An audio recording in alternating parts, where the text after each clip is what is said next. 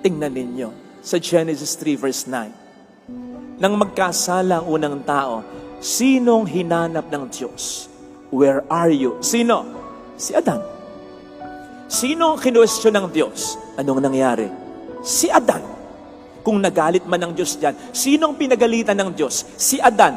Eto, sino ba ang unang kumain ng prutas na ipinagbabawal na kanin? Si Eva. Inalok lang niya si Adan. Kaya nga, maintindihan mo siguro yung reaksyon ni Adan. Ba't ako? Yung babae, siya nag-alok sa akin. Pero isipin po ninyo, ha? Sinong unang hinanap? Sinong unang kinwestiyon? Sinong unang parang pinagsabihan? Si Adan. Hindi kaya mga ama, mga asawa, mga mister dyan, kapag nagka-problema sa pamilya, kapag halos maloka na yung misis mo sapagkat walang maharamdamang suporta mula sa iyo, kapag nahihirapan na siya kasi pinagpapalit mo, sinasaktan mo, kapag nawawala na sa tamang pag-iisip niya dahil sa problemang binibigay mo, kapag ang mga anak mo ay hindi lumaking maayos, nag-aaway-away pa, kapatid, buhay ka pa, kahit nasa kabilang buhay ka na, sa palagay ko, ikaw pa rin ang hahanapin ng Diyos at tatanungin, nasaan ka? Anong ginawa mo? Anong kasalanan mo? Ba't nagkaganyan ang pamilya mo?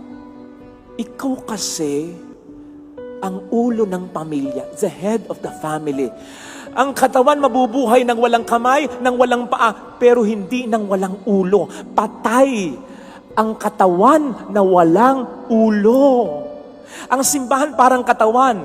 Ang tahanan natin parang munting katawan. Sinabi ni St. Paul yan, kapag hindi ka nagpapakatino bilang ulo ng pamilya mo, pinapatay mo ang pamilya mo. Ikaw ang haligi ng tahanan. Bago magkaroon ng pinto, ng bintana, bago magkaroon ng bubong, bago magkaroon ng anumang dekorasyon, haligi muna. Bago mabuo ang pangarap na tahanan, haligi muna. Bago bumuo ng pangarap ang misis mo, bago mangarap ang mga anak mo, sana ganito, sana ganon. Ikaw muna. Sa'yo sila magtatayo ng pangarap nila. Paano sila mangangarap kung hindi ka tumutupad sa iyong obligasyon? Don't get it wrong. Kahit wala ka, kahit irresponsable ka, kakayanin nila. Pero wag mong iisipin, kaya talaga nila. Kakayanin nila, in a sense, wala silang choice kundi kayanin na lang talaga. Kinakaya lang nila sapagkat ayaw mong samahan sila. Pero wag mong iisipin na kahit isang sandali, hindi nila naisip, sana nandun ka. Kung yung patay nga, iniisip, sana nandito pa. Yun patay na. Matatanggap na yun kahit paano lang, di ba? Pero yung ikaw ay buhay, tapos makikita kanila sa piling pa ng iba. Huwag mong isipin hindi kanila hinahanap. Kung gusto mong maging ama na ipagkakapuri ng iyong pamilya, sa kahit kanino at sa kahit saan, kahit nagipit sa pera, ito tatay ko. Kahit mayaman kayo, proud pa rin ako sa tatay ko. Kung meron kang anak na lalaki, ikaw ang magiging pinakamodel. Gusto ko maging tatay ko.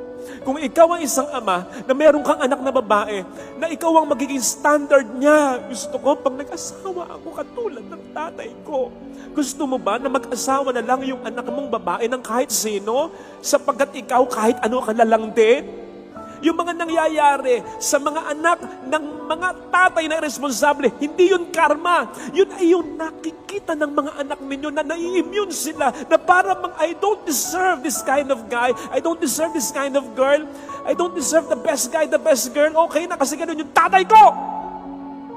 Kung gusto mo na isang ama, na ikaw ay yung kahit mauna ka sa misis mo, pero mahihirapan siya na makakita ng katulad mo. Sa kahit anong ganda ng sermon ko, kung hindi mo sundin, kung mapariwara ka pa rin, ano sa akin?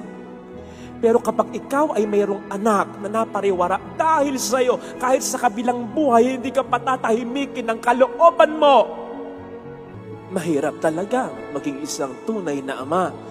Pero the moment you commit yourself to God, Lord, gusto kong maging ama na ipagkakapuri ng asawa ko, ng mga anak ko, God will help you. By all means, He will help you. Nasa Biblia, hindi ko lang maalala kung saan, hindi diringgin ng Diyos ang panalangin ng isang mister na malupit sa kanyang asawa. Ngayon, Kung mananalangin ka ngayon sa Panginoon, Panginoon, I commit myself. Ano man ang palsong pag-uugali ko bilang ama, gusto kong mabago na. Tulungan mo ko. Sinasabi ko sa iyo, magkukumahog ang Diyos na tulungan ka.